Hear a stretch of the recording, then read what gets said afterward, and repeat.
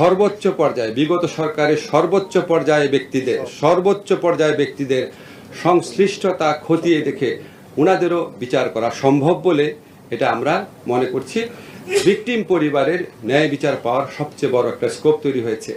আপনারা জানেন আমাদের পুলিশ প্রশাসনকে কিভাবে ব্যবহার করা হয়েছে, আমাদের মন্ত্রীরা পুলিশ প্রশাসনকে কিভাবে ব্যবহার করেছে, আমাদের মন্ত্রী এবং রাজনৈতিক দলের নেতারা ছাত্র সংগঠন ছাত্রলীগের মতো ঐতিহ্যবাহী একটা সংগঠন, বাংলাদেশের স্বাধীনতা সংগ্রামে অন্যতম ভূমিকা রাখা সংগঠন, সেই সংগঠনকে কি ধরনের সন্ত্রাসী কাজে ব্যবহার করেছে।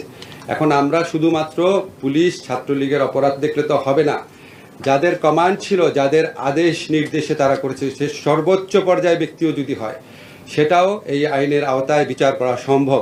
যেই জন্য আমরা মনে করছি অপেক্ষাকৃত দ্রুততর সময়ে এই ঘটনার জন্য, এই হত্যাকাণ্ডের জন্য দায়ী, বারবার আমি বলছি, ক্ষমতার সর্বোচ্চ কেন্দ্র থাকা ব্যক্তিদেরও বিচার সম্ভব দেখে আমরা মনে করছি এই আইনের অধীনে ন্যায় বিচার, মানুষের বুকের ক্ষত, মানুষের আহাজারি।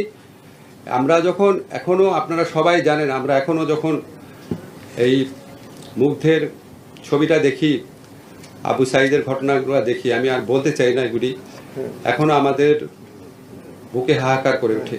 তো ওনাদের সবার এই ন্যায় বিচার নিশ্চিত করার জন্য শুধু যে পুলিশ বা ছাত্রলীগের যারা হুকুম পালন করেছে তাদের বিচার না, এটার সাথে জড়িত সবার বিচার এই আইনের আওতায় আনা সম্ভব।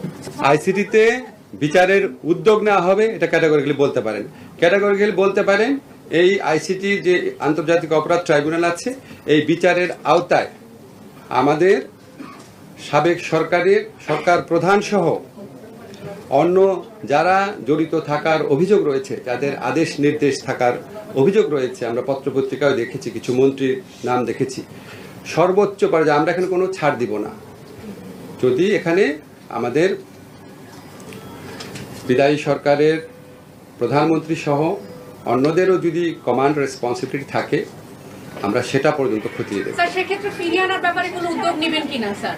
আপনি বলছেন যে আমরা তো প্রথম করব। আমি তো আপনাদের ধরেন এত কিছু উত্তর দিতে পারবো না এখনই। আমরা বিচারের উদ্যোগ নিব, তারপরে ওইটা হচ্ছে পরের প্রশ্ন, সেটা আমরা খতিয়ে দেখব। আমরা কাউকে বাধা দিব না। আমাদের যারা এই বিচার কার্য শুরু হলে একদম অনেক আগাম কথা বলে দিচ্ছি, প্রথমে তো ইনভেস্টিগেশন, তারপরে হচ্ছে প্রসিকিউশন।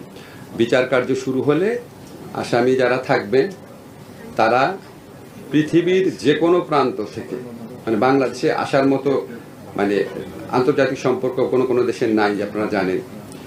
তো যাদের আপনার যেমন ইসরায়েলি নাগরিকরা আসতে পারে কিনা আমি শিওর না, বাট যারা অন্য যে কোনো দেশের যারা আসতে চান আইনজীবী হিসাবে এই জুলাই হত্যাকাণ্ডে জড়িত ব্যক্তিদের পক্ষে আমরা তাদের কোনো বাধা দিব না।